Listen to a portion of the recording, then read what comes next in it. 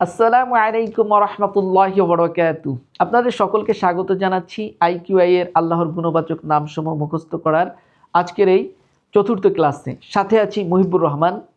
আজকের ক্লাসে আমরা আল্লাহর গুণবাচক নামের ৮ নম্বর এবং ৯ নম্বর লাইনকে আমরা মুখস্থ করব এবং মুখস্থ করতে যে আমরা অবশ্যই এর সহি শুদ্ধ উচ্চারণকে খেয়াল রাখব এবং আমরা জানি তাজউইদের যে নিয়মগুলো রয়েছে সেই নিয়মগুলোকে অবশ্যই আমরা অ্যাপ্লাই করব। যেখানে মাদ রয়েছে সেখানেই মাদ করব, যেখানে মাদ নাই সেখানে যেন মাদ না হয় এবং উচ্চারণগুলোকেও সঠিকভাবে হরফের এটা খেয়াল রাখব। এবং আমরা শুরুতে আরবি রয়েছে, তারপরে আরবি উচ্চারণের বাংলা রয়েছে, তবে বাংলাতেও আমরা এখানে যেখানে টান হবে সেখানে টানের জন্য আকার রসিকার যেগুলো রয়েছে তারপরে আমরা হাইফেন ব্যবহার করেছি এবং যেখানে মোটা হবে পাতলা হবে সেখানেও, যেমন এখানে লাতুই এটা মোটা হবে তুইটা, সেজন্য তারপরে ব দিয়ে দেওয়া হয়েছে।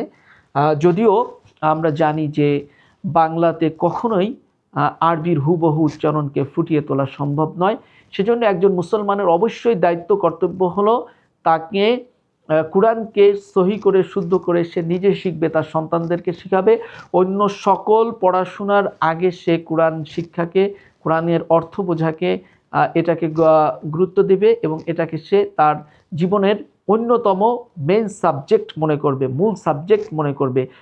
দুনিয়াতে কে গুরুত্ব দিল কে দিল না এটা গুরুত্বপূর্ণ নয়।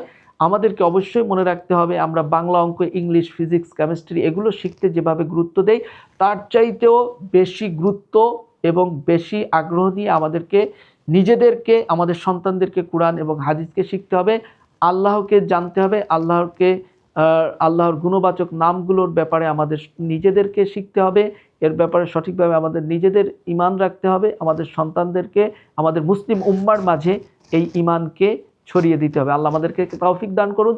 চলুন আমরা মূল ক্লাসে।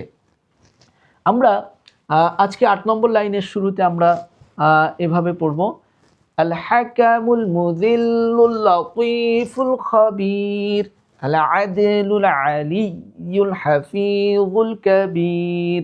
আল হাকামুল মুযিল্লুল লাতীফুল খাবীর আল আদলুল আলিয়্যুল হাফিযুল কাবীর। আল হাকামুল মুযিল্লুল লাতীফুল খাবীর আল আদলুল আলিয়্যুল হাফিযুল কাবীর। আল হাকামুল মুযিল্লুল লাতীফুল খাবীর আল আদলুল আলিয়্যুল হাফিযুল কাবীর। আল হাকামুল মুযিল্লুল লাতীফুল খাবীর আল আদলুল আলিয়্যুল হাফিযুল কাবীর। এভাবে আমরা বারবার রিপিট করবেন, শুনবেন।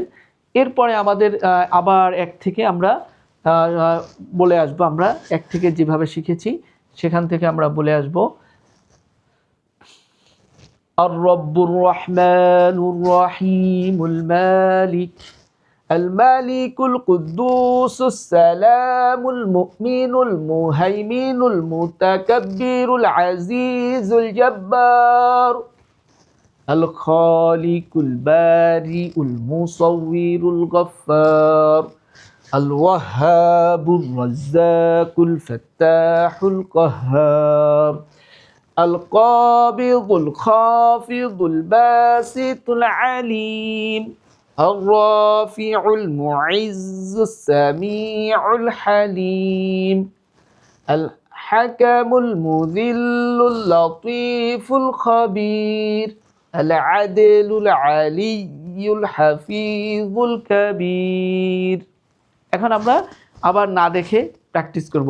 আর রব্বুর রহমানুর রহিমুল মালিক الملك القدوس السلام المؤمن المهيمن المتكبر العزيز الجبار الخالق البارئ المصور الغفار الوهاب الرزاق الفتاح القهار القابض الخافض الباسط العليم الرافع المعز السميع الحليم আল হাকামুল মুযিল্লুল লতীফুল খাবীর, আল আদিলুল আলিয়্যুল হাফিযুল কাবীর। এভাবে আমরা জড়তা মুক্ত না হওয়া পর্যন্ত আমরা এই 1 থেকে 9 নম্বর লাইন পর্যন্ত আমরা অনুশীলন করতে থাকব, বারবার প্র্যাকটিস করব, হাঁটতে চলতে আমরা এটাকে বারবার মনে করব এবং অর্থগুলোকে মনে রাখব এবং এই প্রসঙ্গে আয়াতগুলো রয়েছে সেগুলোকে আমরা কোরআন থেকে জানব। আয়াতগুলো আপনারা কোরআনে এই শব্দগুলো কোরআনে কোথায় কিভাবে এসেছে এর উপরে আমাদের রয়েছে আসমাউল হোসনা ও আল কোরআনের দোয়া। এই বইয়ের ভিতরে আপনারা শব্দ এবং শব্দের আয়াতগুলো উল্লেখ করা হয়েছে। আপনারা আশা করি বইটি সংগ্রহ করবেন এবং আল্লাহর নামকে নিজেরা মুখস্থ করবেন, অন্যকে মুখস্থ করার জন্য, মনে রাখার জন্য উৎসাহিত করবেন। আল্লাহ সকলকে তৌফিক দান করুন। দেখা হবে তার পরবর্তী ক্লাসে ইনশাআল্লাহ। আসসালামু আলাইকুম ওয়া রাহমাতুল্লাহি ওয়া বারাকাতুহু।